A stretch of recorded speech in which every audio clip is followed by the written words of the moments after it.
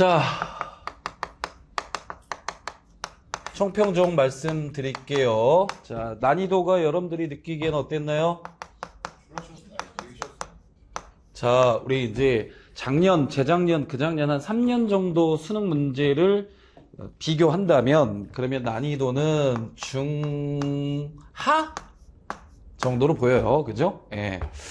제가 보기에는 난이도가 뭐 중하, 하 이렇게 중도 아니고 중하야, 중하. 난이도가 낮았다는 얘기예요. 근데 그 이유를 보면은 일단 수능에 비교해서는 정답이 너무 쉽게 도출되는 문제가 많았었어요. 수능에는 자, 정답이 도출되는데 좀 시간이 걸리고 묵직묵직한 문제들이 적어도 한 7, 8문제, 많으면 한 10문제쯤 이렇게 나오는데 이번에는 5번 정부 형태 시기별 구분 뭐 문제, 그 다음에 12번과 13번의 세트 문항 있죠. 특히나 뭐 이렇게 사건 사고가 많아, 등장인물도 많고. 근데 불법행위 문제는 항상 그렇다고 했죠. 예. 그 다음에 또 하나가 이제 선거 20번. 그러니까 제가 풀어봤을 때는 요 녀석들만 좀 시간이 그래도 조금 시간이 좀 소요되는 문항들이고 나머지 문항들은 시간 소요될 게 없어. 저예요. 제가 답이잖아요. 그리고 특별히 낚는 것도 없어. 그러니까 기존에 나오던 수능이나 이 트렌드에 비해서는 좀 많이 쉽게 출제가 된 건 아니냐. 그래서 저는 만약에 이게 수능에 출제가 된다면 1등급 커서는 50점이 명백하다. 그런 정도의 시험이었다. 이렇게 보여요. 근데 이걸 보는 우리 현장 계신 분이나 또 이제 영상 보시는 분 중에 오씨, 나는 뭐 이럴 수 있잖아. 난 아닌데, 어려웠는데 이럴 수 있는데 내가 말씀드리는 건 수능날 봤을 때란 얘기야. 지금부터 수능까지는 아직은 100여일 남았잖아요? 예, 100일이 무너지진 않았잖아? 그러니까 실력을 더 연마할 기간이 분명히 있다. 특히나 고3들 같은 경우는 아직도 개념 강의도 끝내지 못한 친구들이 부지기수로 사실 있다고. 물론 우리 현장도 개념을 다 끝내지 못했지만. 그래서 개념만 충실히 하게 되면 그렇게 어렵진 않을 것이고. 다만, 당부 말씀, 특별한 총평이라 이 정도 난이도 얘기를 하고, 뭐 문제 유형이나 이런 것들은 사실 별반 지금 뭐 특별한 건 없어요, 사실은. 진짜 특별한 건 없어. 기존에 나오던 대로 나왔다. 이렇게 보시면 되는데, 다만 좀 걱정이 하나 됩니다. 자, 이번 시험을 보고, 문제가 너무 쉬운데 이렇게 느끼는 사람들이 굉장히 많을 수도 있어. 우리 메가스터디에서 준비한 오메가 모의고사를 푼달지, 아니면 제거 모의고사를 푼달지, 이런 거에 비해서 좀 많이 쉽게 출제가 되었단 말이야. 그러니까, 그냥 쉽게 공부해도 되겠구나. 뭐 이렇게 어렵게 공부해. 이렇게 생각할지도 모르겠다라는 걱정이 드는 거야. 그러니까 준비는 어떻게 해야 돼요? 예, 준비는 최악의 상황을 가정하고 우리는 준비를 해야 돼. 그러니까 내가 고3 때도 그랬고 재수할 때도 그랬고 이런 건 안 나왔으면 좋겠어. 이런 생각을 좀 한단 말이야. 풀기 싫은 문제 유형이 있잖아. 나 같은 경우는 수학의 경우의 수 존나 싫었어요. 너무너무 싫었어요.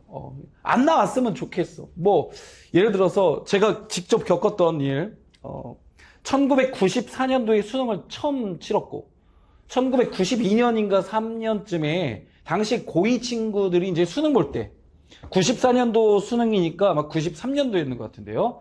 1993년에 고3들에게 그 당시 고2지 고2 친구들에게 우리나라 최초로 수능 평가원 문제를 출제한 거야. 너네들 수능 볼 때 이런 식으로 수능 본다. 이렇게. 그때 나왔던 문항들 있지. 예시 문항이란 말이야. 그 문항들이 그러면은 다음에 수능을 공부하는 친구들은 당연히 풀어야 될 문제들이지. 근데 그 문제들이 난이도가 굉장히 높았었어요.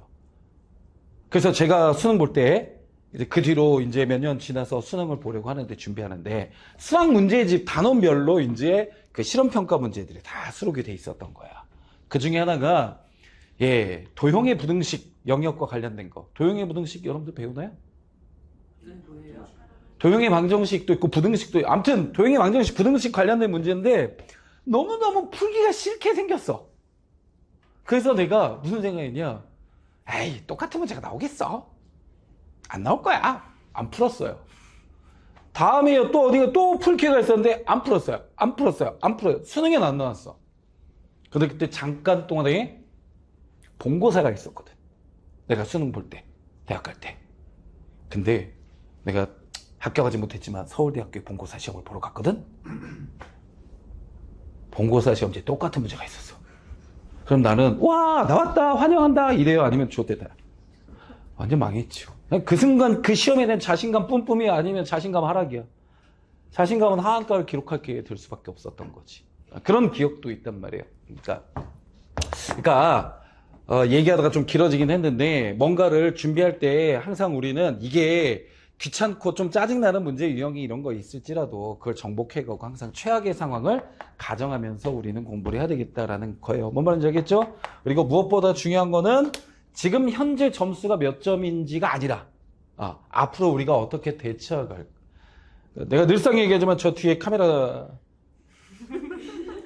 잡고 계신 분은 6월 평가원 전 과목 만점자입니다. 하지만 실제 수능에선 전혀 공개할 수 있나? 아니, 그렇게 못 보진 않았어요, 저희 그때. 아무튼 못 봤어요. 아무튼 못 봤어요. 수능 평가원에 비하면 못 본 거잖아. 한참 못 본 거잖아. 그지? 예. 저렇게 되면 안 된다 이거야. 타산지석이 저 뒤에 있다.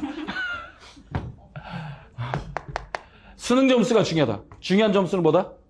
수능 점수야 언제나. 수능을 향해서 가야 돼요. 지금 6월 평가원이나 또 나중에 보게 될 9월 평가원은 진짜 수능이 그렇게 나온다야 아니면 일종의 테스트야.